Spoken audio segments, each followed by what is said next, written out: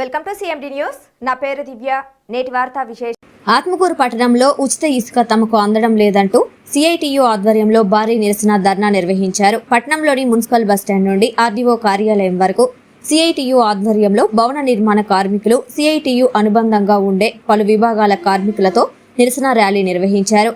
పట్టణంలోని అంబేద్కర్ విగ్రహం నుండి సిఐటియు ఆత్మకూరు అధ్యక్షులు ఆత్మకూరు నాగయ్య ఆధ్వర్యంలో జిల్లా భవన కార్మికుల కార్యదర్శి ఏ గోపాల్, సిఐటియు ఆత్మకూరు ఉప కార్యదర్శి, సిపిఎం పార్టీ పట్టణ కార్యదర్శి డేవిడ్ రాజు, భవన్ నిర్మాణ కార్మికుల ఆత్మకూరు అధ్యక్షురాలు గోవిందమ్మ, దాసయ్య, శ్రీనివాసులు, సిద్ధయ్య తదితరులు భారీగా హాజరయ్యారు.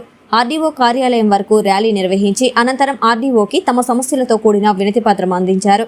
అనంతరం వారు మాట్లాడుతూ రాష్ట్ర ప్రభుత్వం ఉచిత ఇసుక అంటూ ప్రచారం నిర్వహించి ప్రస్తుతం ఆత్మకూరు ప్రాంతంలో ఇసుక అందుకోవడం భారమైందని, భవన కార్మికులకు పనులు లేక పస్తులు ఉంటున్నారని, ఇసుక ఉచితంగా అందిస్తామని ప్రభుత్వం తెలిపిన అమలులో మాత్రం ఇసుక ఉచితంగా లభించడం లేదని, ఆత్మకూరు నుండి సుమారు 40 కిలోమీటర్ల దూరంలో ఉండే మర్రిపాడు సంగం డంపింగ్ యార్డ్ వద్దకు వెళ్లి ఇసుక తెచ్చుకోవాలంటే భారంగా ఉందని, తమకు సమీపంలో పెన్నా నది ఉండి కూడా ఉచితంగా ఇసుక అందుకోలేకపోతున్నామని, కార్మికుల బతుకు తెరువు కోసం తక్షణం ఏదో ఒక నిర్ణయాన్ని తీసుకోవాల్సిందిగా ఆర్డీఓకి విన్నవించుకున్నామని అన్నారు.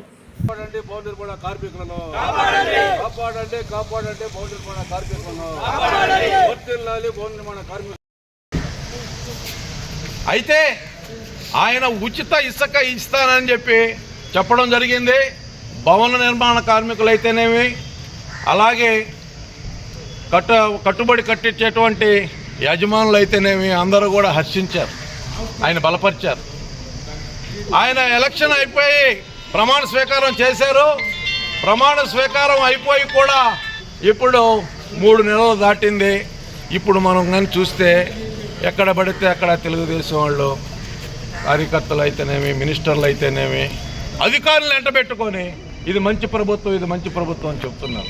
మేము అడుగుతున్నాం, అయ్యా ఏది మంచి ప్రభుత్వం?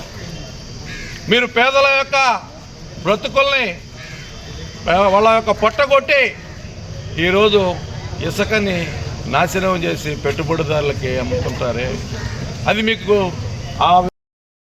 లేక మీ యొక్క మేనిఫెస్టోలో పెట్టినటువంటి ప్రతి అంశాన్ని కూడా తుంగలో తొక్కినందుకు మేము మంచి ప్రభుత్వం అనాలా ఆలోచించుకోమని చెప్పి మీకు మేము మనవి చేస్తున్నాం. ఇప్పటికైనా మీరు కళ్ళు తెరవండి. ఆత్మకూరులో పనులు లేక పస్తులతో ఈరోజు జీవిస్తూ ఉన్నారు.